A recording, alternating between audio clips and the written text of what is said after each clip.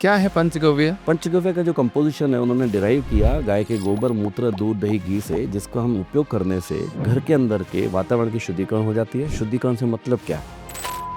पंचगव्य और आयुर्वेद दोनों सेम है क्या मतलब? Ayurveda is an umbrella, panchagavya is an product into the umbrella of the Ayurveda. अच्छा, आपने बिजनेस किया ऑलरेडी टेक्सटाइल का, आपके बच्चे कर रहे हैं पंचगव्य का बिजनेस, आप क्या कर रहे हो अब? मेरा मकसद एक ही है कि जो भारत में 5000 गौशाला का हमारे पास डेटा है, जो गाय दूध देना बंद कर देती है, उस गाय को या तो कत्ल खाने में बेच दिया जाता है या तो छोड़ दिया जाता है। तो उन 5000 गौशाला को आत्मनिर्भर करने के लिए हम लोगों ने, जैसे अभी नंदी के अंदर ही हम लोगों ने अहमदाबाद में एक गौशाला को अडॉप्ट किया है। तो जो लोग अभी तक पंचगव्य ट्राई नहीं किए हैं तो उनके लिए पहला प्रोडक्ट कौन सा हो सकता है? अगरबत्ती की सबसे पहले रिप्लेसमेंट होनी चाहिए। एक कंपनी का नाम मैं यहाँ पे डिस्क्लोज नहीं कर सकता, उनकी एक रिपोर्ट थी, each and every household of India is most polluted by agarbattis. Chinese है, जापानीज है, अमेरिकन है, रशियंस है, ये तो गायत्री मंत्र का जाप नहीं करते, या तो ये तो हवन नहीं करते। हम अनफॉर्चुनेटली वो भारतीय हैं कि हमें हर चीज ऑथेंटिकेशन हमें यूएस से चाहिए, वेस्टर्न वर्ल्ड से चाहिए, उसको हम अप्रूव करते हैं। नहीं, मैं मतलब सवाल मेरा मतलब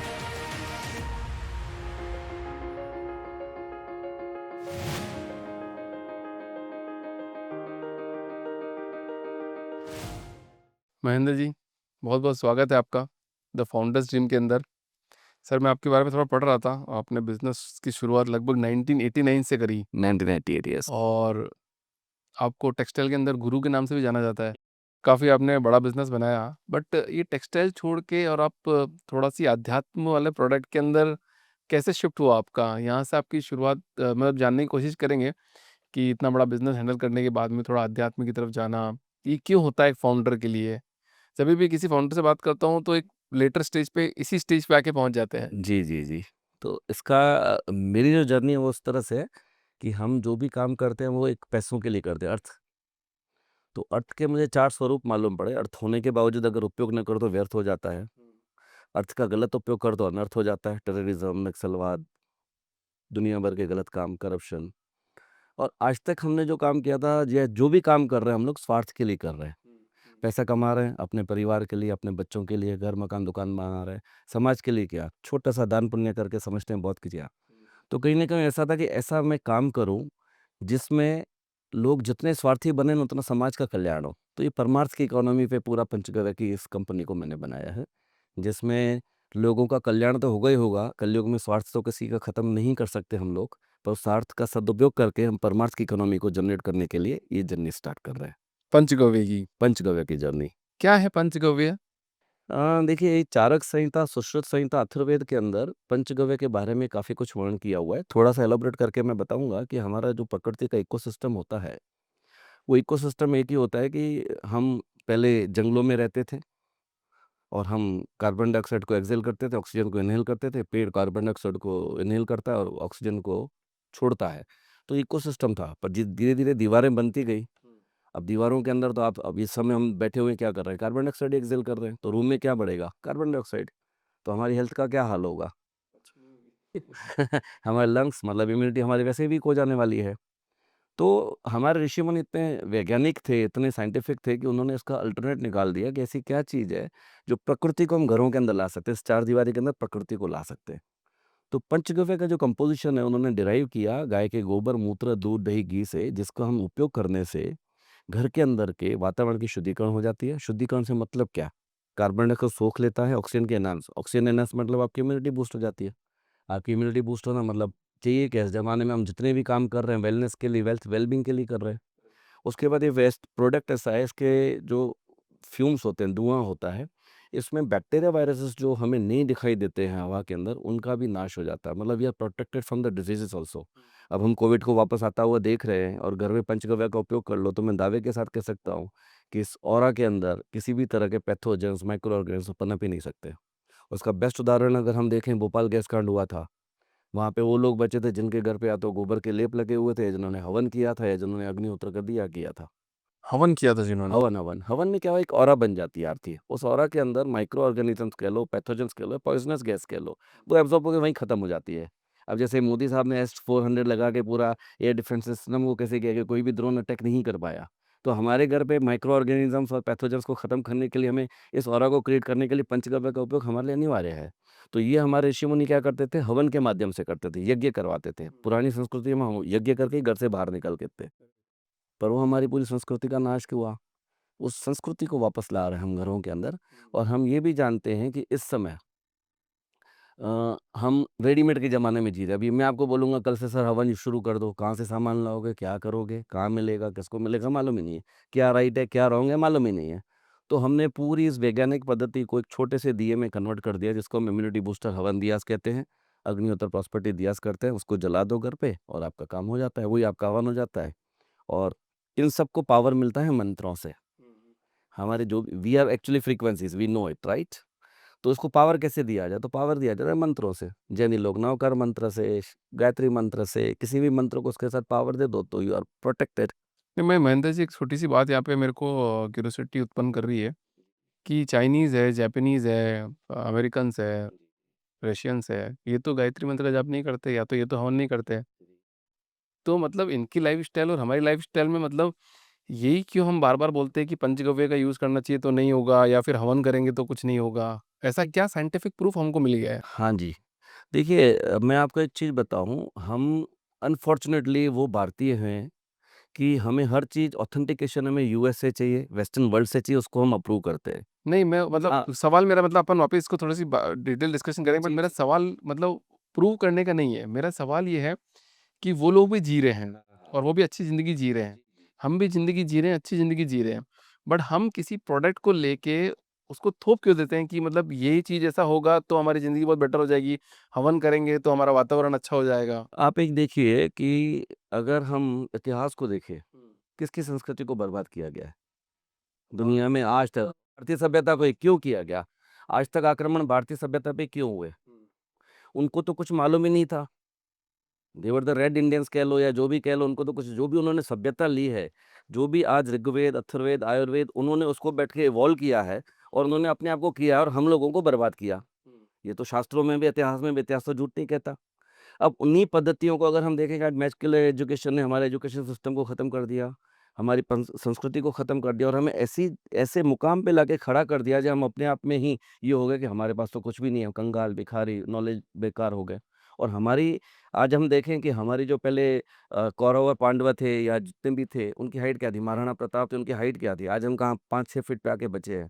तो कहीं न कहीं हमारी वेल-बीइंग के अंदर, हमारे शास्त्रों के अंदर वो जो नॉलेज था हमसे छीन लिया गया। नहीं तो क्या इसका मेन रीज़न क्या आप मानते हो? अध्यात्म है कि हम ज़्यादा अध्यात्म में आँख बंद करके हम बैठ जाते नहीं, ये हैं, तो इस अध्यात्म वज़ह से नहीं है। हमारे को लूटा गया, हमारे पे आप अत्याचार किए गए। इसको हमारी नई जनरेशन का एक ही प्रॉब्लम है कि अध्यात्म को गलत चीज़ से कहा जाता है। मैं आपको एक छोटी सी सही कैसे सीखेंगे आप हाँ, मैं बताएँ? वही बताता हूँ।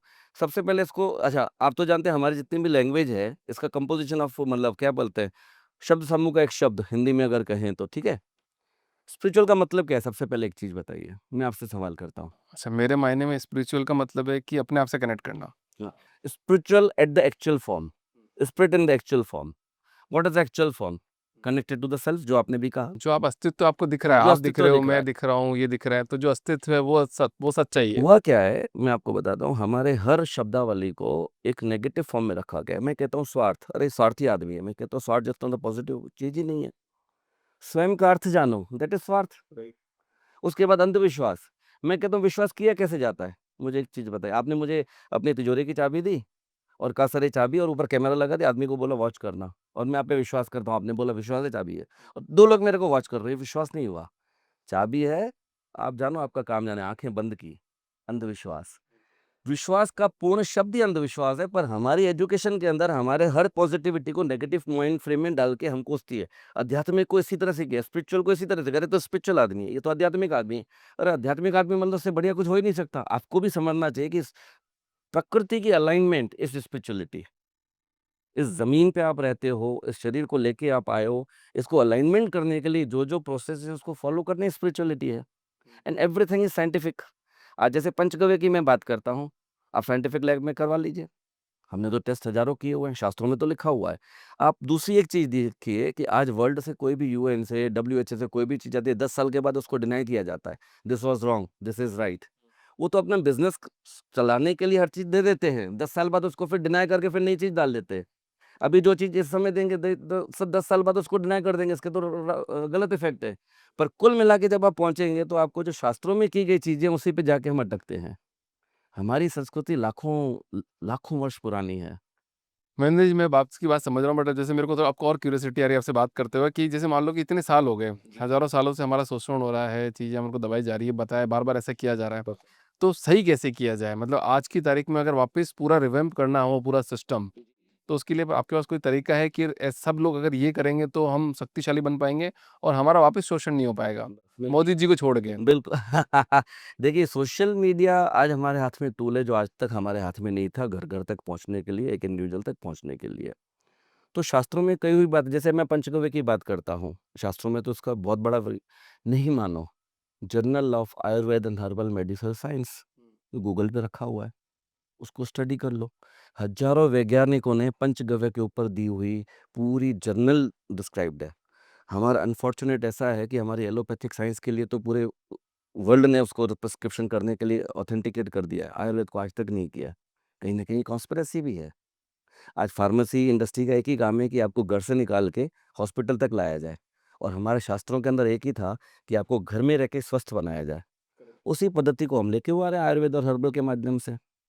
अब जो ये आप बात बोल रहे हो सही है, बिकॉज़ पूरी दुनिया में सबसे बड़ा जो बिज़नेस है, मॉल को छोड़ के सेकंड है हॉस्पिटल्स। उससे बड़ी बिल्डिंग दुनिया में किसी की भी नहीं है, हॉस्पिटल के अलावा। और आप एक चीज़ देखो ना, आप खुद देखो, 10 साल पहले जो चीज़ कही थी उसको डिनाई कर देंगे। फिर 10 साल बाद ऐसी है कि आज जो देंगे वो 10 साल बाद उसको डिनाई करेंगे। हाँ, और हमारे शास्त्रों के अंदर की हुई लाखों वर्षों की बातें, हज़ारों सालों की बातें आज भी सही साबित हो रही हैं। तो यंग जनरेशन को देख के कहना चाहिए जो चीज़ समझ, अच्छा आज हमारी यंग जनरेशन इवॉल्व्ड हो चुकी है। मैं एक ही चीज़ जानता हूँ, आज जो समझ में आता है उसको तो एक्सेप्ट करो, जो नहीं समझ में आता है ना आँखें बंद करके विश्वास करो, क्योंकि इस चीज़ पे आप पहुँचे नहीं हो, उस इवॉल्वमेंट पे आप आए नहीं हो। आज भी नासा कह लो या वेस्टर्न वर्ल्ड कह लो, हमारे शास्त्रों के हिसाब से 1% भी नहीं पहुँच पाया है। मतलब 99% हम इवॉल्व्ड नहीं हुए, इसके लिए हम उसको गलत साबित नहीं कर सकते। Am I putting it right? मतलब अब ये जो आप ये प्रोडक्ट बनाते हो गौमूत्र और गोबर से, धूप, पत्ती और ये सब, तो अब इससे होता क्या है? मतलब मान लो आपने जलाया इसको, तो क्या होगा? एनवायरनमेंट में क्या चेंज होगा? ठीक है। बेसिकली जैसे मैंने बताया, ऑक्सीजन एनहांसर है, ज़ीरो कार्बन फुटप्रिंट है, नेचुरल है, सस्टेनेबल है, इको फ्रेंडली है, बायोडिग्रेडेबल है। इसकी भस्म भी आज ₹10,000 किलो अमेज़न पे अमेरिका में बिक रही है। बस में। भस्म, अब भस्म का क्या है, मैं आपसे एक बम्बा बाबा रामदेव जी का एक वीडियो शेयर करूँगा। इन्होंने लाइव डेमो करके दिखाया हुआ है कि पंचगव्य की भस्म को जब पानी में अंदर डालते हैं, 4 पीएच लेवल का पानी 7 से 10 pH level within fraction of seconds हो जाता है। और उतनी ही अल्कलाइन वाटर की लेवल लाने के लिए आपको 3 लाख की कैंगन वाटर की मशीन घर में लानी पड़ती है। आज कुवैत पूरा इम्पोर्ट कर रहा है काव डंग, क्यों कर रहा है? Vermi compost, natural. जापान ने लास्ट 3 महीने पहले अपना सैटेलाइट एक छोड़ा, किससे छोड़ा? Methane gas made from Indian काव डंग, दिस द पावर, ठीक है? तो बेसिकली इन सब चीज़ों को अगर आप देखेंगे तो हमारे घरों के अंदर जब हम इसका उपयोग करना शुरू करते हैं, तो एक तो ऑक्सीजन एनहांस हो जाता है, आपकी इम्यूनिटी बूस्ट हो जाती है, बैक्टीरिया वायरसेस किल हो जाते हैं, आपका ऑरा स्ट्रॉन्ग हो जाता है। आज टेबल को तो आप सैनिटाइज़ करके साफ कर सकते हो केमिकल से, हवा को कैसे साफ करोगे? एयर प्यूरीफायर से, बंद करोगे वापस वैसे ही हो जाएगा। कोई भी जो चीज़ नेचुरल होती है ना उसकी लॉन्गेटिविटी होती है। आज आपको यहाँ फ्रेग्रेंस देना है तो स्प्रिंकल आप लगा देते हो, हर 4 2 सेकंड में उसको स्प्रिंकल करना पड़ता है, क्यों? हवा में लॉक नहीं हो पाता। आप पंचगव्य की कोई भी एरोमा थेरेपी स्टिक, डिस्ट्रेस वैदिक कॉन्स चालू करके देखिए, 6 घंटे बाद रूम में आइए, उसके बाद भी आपको उसकी फ्रेग्रेंस मिलती है। क्यों? क्योंकि इट इज़ नेचुरल और हवा के मॉलिक्यूलर स्ट्रक्चर का उसका अलाइनमेंट है। अच्छा, हवन की अगर बात कर रहे थे थोड़ी देर पहले, तो हवन तो पहले अगर देखा जाए तो बाहर होते थे, मतलब घरों के बाहर। घर तो बहुत बड़े होते थे पहले, तभी तो घर छोटे हो गए। तो घरों के जब बाहर होते तो अभी हम घर के अंदर करने की क्यों बात कर रहे हैं हवन? नहीं, इसमें एक मिसकंसेप्शन मैं आपको बता देता हूँ। एक होता है हवन, एक होता है यज्ञ। यज्ञ हमेशा घरों के बाहर होता था, जिससे प्रकृति को बैलेंस किया जाता था, और हवन हवन हमेशा घरों के अंदर ही होता था। It's a mini and major micro and major. ओह! ऐसा है क्या? जी, तो हवन का महत्व क्या है मतलब आपकी दृष्टि में? ठीक है। देखिए, हमारे ऋषि मुनि एक ही चीज़ जानते थे कि इस ह्यूमन बॉडी को रोटी, कपड़ा, मकान, 3 चीज़ों को कैसा, ताकि इसकी लाइफ प्रॉपर हो। उसमें सबसे बेटर था, इससे सबसे बेस्ट था कि हमारी इम्यूनिटी, अगर हमारी इम्यूनिटी है तो हम लाइफ भी अच्छी जिएँगे, हेल्दी भी लाइफ जिएँगे, और आज जो पूरा ज़माना उसी की तरफ जा रहा है। तो हवन काम कैसे करता है? आज जैसे मैंने बताया कि कार्बन डाइऑक्साइड को सोख लेता है, और आप मीटर लगाएँगे तो ऐसा हकीकत नहीं होता। क्या होता है, जब आप हवन करते हो घर के अंदर, उसकी ऑरा के अंदर पेड़ों के पास जाता है, फोटोसिंथेसिस के माध्यम से हम पेड़ों को ताकत देते हैं, वो कार्बन डाइऑक्साइड को सोख लेते हैं और हमको ऑक्सीजन बढ़ा के दे देते हैं। तो ये जिस तरह से सन की एनर्जी हमारे पास डायरेक्ट नहीं पहुँचती, थ्रू फोटोसिंथेसिस पेड़ों के वनस्पति के माध्यम से हमें मिलती है, इसी तरह से हवन वही काम करता है जो सूरज पेड़ों के लिए काम करता है। घर के अंदर हम हवन करने से हमारे घर के वातावरण को, ऑरा को जैसे ही बढ़ाते हैं, तो सराउंडिंग एटमॉस्फेयर हमारा प्यूरिफाई हो जाता है। तो सिर्फ़ आपको नहीं, आपके पड़ोसियों को भी इसका फ़ायदा मिलता है।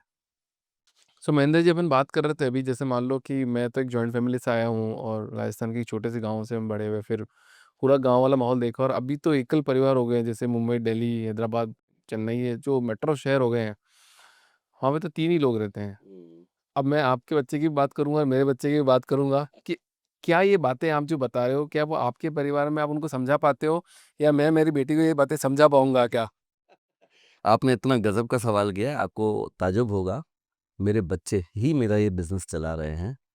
मेरा 21 साल का बेटा है संदेश बजाज, मेरी 24 साल की बेटी है मुस्कान बजाज, वो पूरा बिज़नेस नंदी का वही देख रहे हैं, मैं सिर्फ़ उनको मेंटर कर रहा हूँ। शायद आने वाला पॉडकास्ट आपका उन्हीं के साथ में हो करवाएँगे, क्योंकि दे आर वेरी इक्विप्ड, और ये ऐसा भी नहीं कि अभी से ही कर रहे हैं, पिछले ढाई 3 साल से from the day one they are involved. अच्छा, यूथ को कैसे समझाएँ कि ये प्रोडक्ट एक्चुअली वास्तव में रियली वर्क करते हैं, काम करते हैं, ताकि आने वाले टाइम पे इनका अडॉप्शन ज़्यादा बढ़ पाए? देखिए, एक छोटी-सी चीज़ होती है, आज मिलेट्स की हम बात कर रहे हैं, तो मिलेट्स घर-घर में पहुँच चुके हैं। मिलेट्स तो वही चीज़ है जो हम सालों से खाते हुए आ रहे हैं। नई जनरेशन को नए रूप से नया मिलेट्स मिल गया। उसी माध्यम से हमें करना पड़ेगा, और एक खुशी की बात ये है, अच्छी बात ये है कि आजकल की जो जनरेशन है ना, सस्टेनेबिलिटी पे ज़्यादा जोर दे रही है, ग्लोबल वार्मिंग पे ज़्यादा। तो वो जो नेचुरल चीज़ों का अडॉप्शन जो हमारी जनरेशन में एक बार नहीं था, उनकी जनरेशन में ज़्यादा है। हल्का-सा ट्रिगर करने की ज़रूरत है, बाकी तो flick of second social media है ना हमारे पास। अच्छा, आपने बिज़नेस किया ऑलरेडी टेक्सटाइल का, आपके बच्चे कर रहे हैं पंचगव्य का बिज़नेस। आप क्या कर रहे हो अभी? अटैचमेंट थ्रू डिटैचमेंट की फिलॉसफी से चल रहा हूँ। तो बच्चों को गाइड कर रहा हूँ। एक फाउंडेशन शुरू कर रहा हूँ मैं अभी। मेरा मकसद एक ही है कि जो भारत में 5,000 गौशाला का हमारे पास डेटा है, जो गाय दूध देना बंद कर देती है, उस गाय को या तो कत्लखाने में बेच दिया जाता है या तो छोड़ दिया जाता है। छोड़ दिया जाता है तो 1.5 लाख गैया, या यूँ कह लो कि 1.5 लाख एक्सीडेंट हमारे भारतवर्ष में रिकॉर्डेड होते हैं। अनरिकॉर्डेड मल्टीप्लाई तो आप जितना करना चाहें, जिसमें गैये के साथ-साथ मानव की अपना इंसान भी जान चली जाती है, दिव्यांग लोग हो जाते हैं। और सबसे बड़ी चीज़, एक तो ताज्जुब ये हुआ, जब गैया को कत्लखाने में काटा जाता है तो ग्लोबल वार्मिंग का रीज़न बन जाता है। अब कहाँ गैया, कहाँ ग्लोबल वार्मिंग। तो एक रिपोर्ट मैं गूगल पे पढ़ रहा था, अचानक एक डॉक्यूमेंट मेरे हाथ में आया, भाई ग्लोबल वार्मिंग का मेजर रीज़न है not the plantation nothing but the meat consumption on this planet. Meat consumption क्यों? जब मीट को काटा जाता है उसमें से मीथेन गैस रिलीज़ होता है, methane gas is the reason for the global warming, और उसमें से 63% रीज़न है गैया का काटना, बीफ कंजम्पशन। और इंडिया तो थर्ड लार्जेस्ट बीफ एक्सपोर्टर में आता बीफ है। एक्सपोर्टर में आता है। आई थिंक इसके लिए सरकार ने काफ़ी कदम उठाए हैं, इसको इकोसिस्टम को बैलेंस करने के लिए। आने वाले दिनों में शायद आप 2, 5, 10 सालों में देखेंगे कि across the globe beef consumption का जो है कंजम्पशन जो है उस पे बैन लगेगा। हाँ, आर्टिफिशियल मीट जिसको कहते हैं, लैब ग्रोन मीट की तैयारियाँ हो रही हैं, इकोसिस्टम तैयार हो रहा है कि इसको चीज़ को बैलेंस किया जाए ताकि हम ग्लोबल वार्मिंग का भी ध्यान रख सकें। तो उन 5,000 गौशाला को आत्मनिर्भर करने के लिए हम लोगों ने, जैसे अभी नंदी के अंदर ही हम लोगों ने अहमदाबाद में एक गौशाला को अडॉप्ट किया है। 160 गौवंश है वहाँ पे, और उन्हीं के गोबर मूत्र से हम लोग ये प्रोडक्ट बना रहे हैं। हमने पूरी फ़नल रेडी करके रखी है। चाहे वो प्रोडक्शन लाइन हो, चाहे वो मार्केटिंग की लाइन हो, चाहे वो सेल्स फ़नल हो, जिसके अंदर हम ये चाहते हैं कि आने वाले दिनों में भारत की जितनी भी गौशाला हैं वो आत्मनिर्भर बन जाएँ। आज इस गौशाला को तो हम आत्मनिर्भर बनाने के लिए पायलटिंग कर रहे हैं।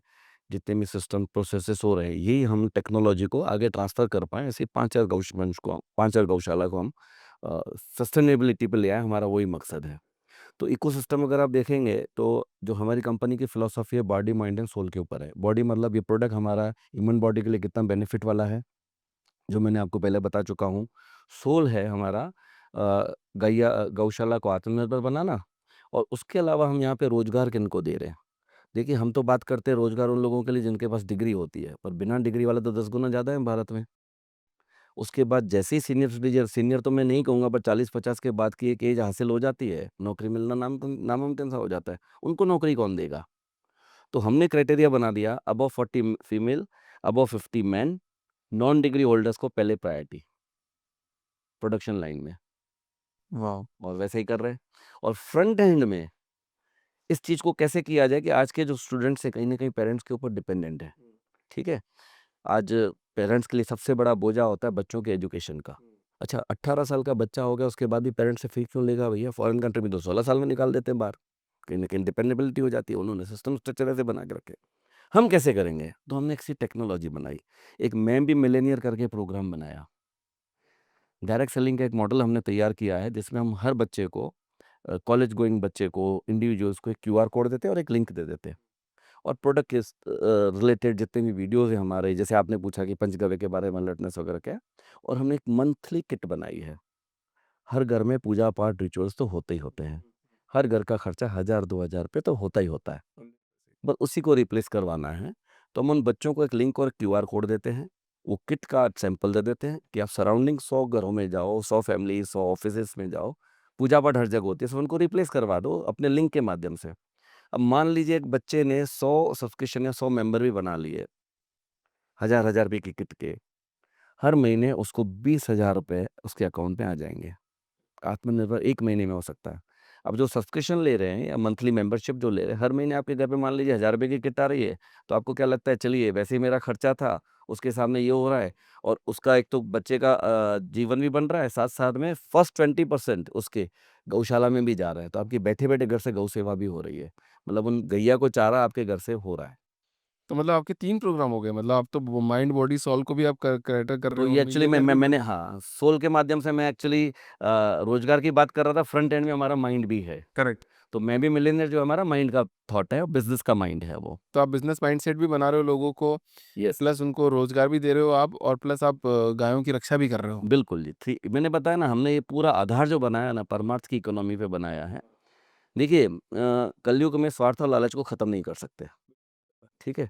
आज स्वार्थ और लालच का सदुपयोग तो कर सकते हैं। स्वार्थ और लालच ऐसी है कि जैसे एक मैं AK-47 टेररिस्ट के हाथ में दूँ और आर्मी के हाथ में दूँ, ये है स्वार्थ लालच।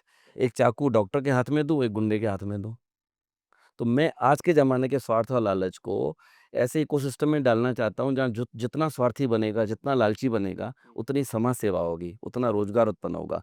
मतलब इस इकोसिस्टम के अंदर कोई देयर इज़ नो लॉस। अब कोई कहता है यार ये तो व्यापार है, मैं बिल्कुल व्यापार है। क्योंकि मैं एक ही चीज़ जानता हूँ जब तक गैया की सेवा आप उसकी सेवा करके नहीं कर सकते, जब तक उसमें अर्थ इन्वॉल्व्ड नहीं है। कृष्ण के नंदलाल बाबा भी 9 लाख गैयों का डेयरी फार्म चलाते थे। कंस को वो भी टैक्स देने जाते थे। क्योंकि हम शास्त्रों के आधार पे अगर देखें जो समझें, तो किसी भी चीज़ का उद्धार अर्थ से होगा, पर अर्थ किस रूप का है ना वो इम्पोर्टेंट है। आपका वो स्वार्थ वाला है, आपका अनर्थ वाला है, आपका व्यर्थ वाला है। यहाँ पे हम परमार्थ वाले अर्थ को इस्तेमाल कर रहे हैं। इसलिए भारत के हर एक बंदे को हम इसमें इन्वॉल्व करना चाहते हैं कि मेहरबानी करके स्वार्थी बनो, लालची बनो, तो समाज कल्याण भी होगा, रोज़गार भी उत्पन्न होगा, ग्लोबल वार्मिंग भी होगी, सस्टेनेबिलिटी भी होगी, उसके बाद आत्मनिर्भरता भी होगी। ज़िंदगी के साथ भी, ज़िंदगी के बाद भी का इनकम हम आपको कर रहे हैं। सोशल सिक्योरिटी का मॉडल भी इसके माध्यम से दे रहे हैं। तो जो लोग अभी तक पंचगव्य ट्राई नहीं किए हैं, तो उनके लिए पहला प्रोडक्ट कौन-सा हो सकता है जो पहला ये ट्राई करना चाहिए? देखिए, मैं एक ही चीज़ बोलूँगा, अगरबत्ती की सबसे पहले रिप्लेसमेंट होनी चाहिए। एक कंपनी का नाम मैं यहाँ पे डिस्क्लोज़ नहीं कर सकता, उनकी एक रिपोर्ट थी कि जैसे आपसे पूछा ना कि भारत में क्यों?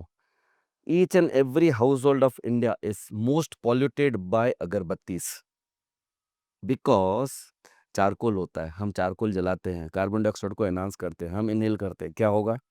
Bamboo stick when burned hazardous gases are been emitted from that bamboo stick जो हमारे एयर में हो जाती है। आज ये कैंसर के जो रीज़न्स देख रहे हो, बीमारियों के देख रहे हो, खाँसी, जुकाम देख रहे हो, मोस्ट पॉल्यूटेंट इज़ अगरबत्ती। उसकी सबसे पहले तो रिप्लेसमेंट कर दो, एरोमा थेरेपी स्टिक से पंचगव्य की बने। मैं नहीं कहता कि भरोसा करो, यूज़ करो 15-20 दिन, महीने के बाद घर में आओ, देखो कैसा लगता है घर, माहौल कैसा लगता है, यू विल फील इट। कुछ-कुछ चीज़ों के लिए मेजर ज़रूरी नहीं है, कोई साइंटिफिक प्रूफ की ज़रूरत नहीं है, आपको फ़ील की ज़रूरत है, कर लो। हाँ। मैं कहता हूँ इमोशंस को भी मार दो, खुद के लिए करो ना, चालू करो ना, करके देखो, कंपेयर करो, उसके बाद विश्वास करो। पहले इस्तेमाल करो फिर विश्वास करो। अच्छा, इसको ग्लोबल कैसे लेके जाएगा? मतलब अगर पंचगव्य सिस्टम को अगर इंडिया में, तो चलो ठीक है, इंडिया में तो रिक्वायरमेंट है, लोग समझते जानते हैं, बट अगर इसको ग्लोबल भी इंडियन ही वहाँ पे बाहर है, बट दूसरों लोगों को कैसे बताया जाए? मैं आपको ताज्जुब होगा, आप अगर fragrance market of US, UK को चेक करोगे, it is much higher than the Indian market. ये हमारा भ्रम होता है और वहाँ पे आज इस्तेमाल क्या होता है, वो अगरबत्ती कर रहे हैं, ऑनेस्टली। उसको सिर्फ रिप्लेस करना है, उनको मालूम है, उनको एरोमा थेरेपी चाहिए, उनको डिस्ट्रेस थेरेपी चाहिए, उनको फ्रेग्रेंस थेरेपी चाहिए, जो हमारे सभी प्रोडक्ट्स में है। हम तो उनको नेचुरल दे रहे हैं, वो तो पूरा केमिकल वाला, क्रुएल्टी वाला कर रहे हैं। हमारा केमिकल फ्री है, क्रुएल्टी फ्री प्रोडक्ट्स है। हमने ट्राई भी किया, अच्छे हमें रेस्पॉन्स भी मिले। अभी हम उसको प्रोफेशनली वे से आगे लेके जा रहे हैं, पूरे एक्सपोर्ट्स को भी हम ध्यान दे रहे हैं। अच्छा, पंचगव्य और आयुर्वेद दोनों सेम है क्या? मतलब दोनों का जो प्रोडक्ट बनता है वो सेम प्रोडक्ट बनेगा? Ayurveda is an umbrella, panchagavya is an product into the umbrella of the Ayurveda. Example के थ्रू समझाओ। एग्जाम्पल के थ्रू मैं समझाता हूँ। जितनी भी आयुर्वेद की दवाइयाँ बनती हैं उसमें मैक्सिमम में गौमूत्र इस्तेमाल होता है। Ayurveda is basically the medicinals. हमारे जो जड़ी बूटियाँ होती हैं वो आयुर्वेद होता है। उन्हीं जड़ी बूटियों के अंदर, उन्हीं एक कंपोनेंट्स के अंदर पंचगव्य भी आता है। Panchagavya is part of Ayurveda. गाय का गोबर, मूत्र, दूध, दही, घी, this is part of Ayurveda. तो आयुर्वेदा की जितनी भी मेडिसिन बनती हैं, सिरप्स बनते हैं, दवाइयाँ बनती हैं, उसमें भी ये सब पंचकर्मा और पंचगव्य के प्रोडक्ट इस्तेमाल होते हैं। तो panchagavya is part of Ayurveda. Panchagavya is part of Ayurveda. हाँ। अच्छा, पेड़ की भी बात कर रहे थे, ट्री फॉर लाइफ वाली है, ये क्या है? देखिए, हम अक्सर ये देख रहे हैं कि भारत का जो सॉइल है वो डिटोरेट होता जा रहा है। आपको रिसर्च कर लीजिएगा गूगल पे। ये सदगुरु वाला फंडा तो नहीं है? सदगुरु वाला सदगुरु जो ले रहा है फैंटास्टिक फंडा ले रहा है। उन्होंने आइडेंटिफाई किया है कि हमारी थर्ड जनरेशन को पानी और खाने के लिए बंदूक लेके ना दौड़ना पड़े, इसलिए उन्होंने मूवमेंट शुरू किया है। और ग्रास रूट में आपको बताता हूँ उसमें और क्या है। आज सॉइल क्यों हमारी डिटोरेट है कि हमारे प्लांटेशंस नहीं हो रहे हैं। आज उन्हीं भारत के ग्रीन प्लांट को कवर करने के लिए हमारा जो ग्रीन कवर है वो 18% और 33% होना चाहिए, जो इस समय 18% पे हम पहुंच चुके हैं। पेड़ काट काट के हमने 18% में पहुंचा दिया है। तो अभी अल्टरनेट क्या है कि हमें प्लांटेशन करना है, पर प्लांटेशन कैसे करेंगे? आपके पास तो टाइम है नहीं। अच्छा, आप एक मूवमेंट में जाते हो, महीने 2 महीने में 1000 पेड़ लगा के आते हो, 10 पेड़ भी उसमें से उग नहीं पाते, 990 पेड़ तो खराब हो जाते हैं। पेड़ों को भी तो केयरिंग चाहिए, बच्चों की तरह उसको भी तो मदर्स का फीलिंग चाहिए, वो कैसे दोगे? तो हमने पंचगव्य का गमला बनाया है, उसमें पूरे मैजिक कंपोजिट डाला है, वर्मी कंपोस्ट वगैरह दे रहे हैं, कोकोपीट दे रहे हैं, साथ में बीज दे रहे हैं, जिसमें नीम, आप इसका बिली पत्र, जामुन, जो पेड़ 70 टू 80% से ज़्यादा ऑक्सीजन देते हैं, वो हम उसमें बीज डाल के दे रहे हैं। अब हुआ क्या, जैसे मैं आपके पास आया, मैंने आपको ब्यूटीफुल पैक में आपको एक वो ट्री फॉर लाइफ का दिया, गिफ्ट किया। वैसे बुके लेके आता तो आप 1.5 घंटे बाद डस्टबिन में डाल देते। अब पेड़ लेके आपने देखा, इसको तो रोज 30 ml पानी देना है, थोड़ी सी धूप देनी है, आप टेबल पे उस नीम के पेड़ को बड़ा कर रहे हो। केयरिंग हो गया, पार्टिसिपेशन हो गया, पब्लिक इंटीग्रेशन हो गया। जैसे ही पेड़ बड़ा हुआ, आपके घर में जगह है, रोड पे कहीं जगह है, गाड़ी में लेके वहाँ पे प्लांट कर कर nature will take care, conversion है 70 to 80%। जहाँ 10% ट्री का कन्वर्जन नहीं था। जरूरत क्या है उस मूवमेंट के लिए? मूवमेंट के लिए जरूरत है कि हमारी आदत है। आज जैसे बर्थडे गिफ्ट देते हैं, रिटर्न गिफ्ट में आप बुके या कोई भी आता है, विश बुके से करते हो, करो ना ट्री फॉर लाइफ से, पेड़ दो। आज तक के आपके पास अल्टरनेट नहीं था, हर चीज़ रेडीमेड थी, तो हमने रेडीमेड बना दिया है। अभी हम लोग होटल इंडस्ट्री से बात कर रहे हैं कि आपके रूम से जब चेकआउट होता है, आपके पास सीएसआर फंड भी पड़ा हुआ है। सीएसआर फंड का सदुपयोग भी नहीं होता है, दुरुपयोग ज़्यादा हो रहा है। सदुपयोग करो देश इसके लिए। तो जैसे आप मान लीजिए किसी होटल से चेकआउट कर रहे हैं, आपको ट्री फॉर लाइफ दिया, फोटो लिया, उन्होंने अपनी मार्केटिंग भी कर ली। Planted 2000 trees today, 5000 trees today, आपके पास भी याद, आपके पास ब्रांड की लॉयल्टी भी हो गई कि यार इस ब्रांड ने मुझे दिया था। जब जब टेबल पे बढ़ता जा रहा है, आपको लग रहा है यार ये तो फलानी होटल का है या फलाने ब्रांड का है, जैसे मैंने कपड़े लिए थे उससे मुझे गिफ्ट किया है। मैं आपको बता रहा था कि जब तक आप यहाँ से धरती से प्रस्थान लेने से पहले 400 पेड़ लगा के नहीं जाते हो, तो आप थर्ड जनरेशन के लिए बंदूक का बंदोबस्त जरूर करके जाना कि उसको खाने पीने के लिए चाहिए। अदरवाइज आपको 400 पेड़ लगा के ही इस धरती से प्रस्थान लेना है। उसका अल्टरनेट हम ट्री फॉर लाइफ के माध्यम से आपको दे रहे हैं।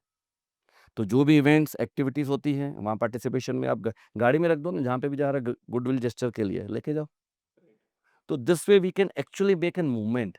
This is an movement. CSR movement हम कर रहे हैं कि हर भारतीय को मौका दे रहे हैं कि आप भी पेड़ लगाओ। आपके पास टाइम नहीं, हमने उसका रास्ता निकाल दिया, गाड़ी में डाल दो 10-20 पेड़, जहाँ जाते हो गिफ्ट कर दो। नहीं, आजकल ये ट्रेंड बढ़ रहा है वैसे देखा जाए तो। अल्टरनेट नहीं है। हम मैं सच्ची बात बताता हूँ, आई वॉज इंस्पायर्ड बाय जैकी श्रॉफ साहब, दादा, जैकी दादा से। पेड़ लगा के घूमे, क्या पड़ी उनको, इतने बड़े सेलिब्रिटी है, कहीं ना कहीं केयर्स फॉर द कंट्री। मैं समझता हूँ अगर ये पॉडकास्ट दादा देखें, दादा को भी हम बना के देंगे कि घर घर तक पहुंचाने के लिए मजा आ जाए। तो कहीं ना कहीं इसी तरह के मूवमेंट हमें साथ में लेने पड़ेंगे, और पूरा ट्री फॉर लाइफ को हमने सीएसआर की एक्टिविटी में लिया, फाउंडेशन में ले लिया।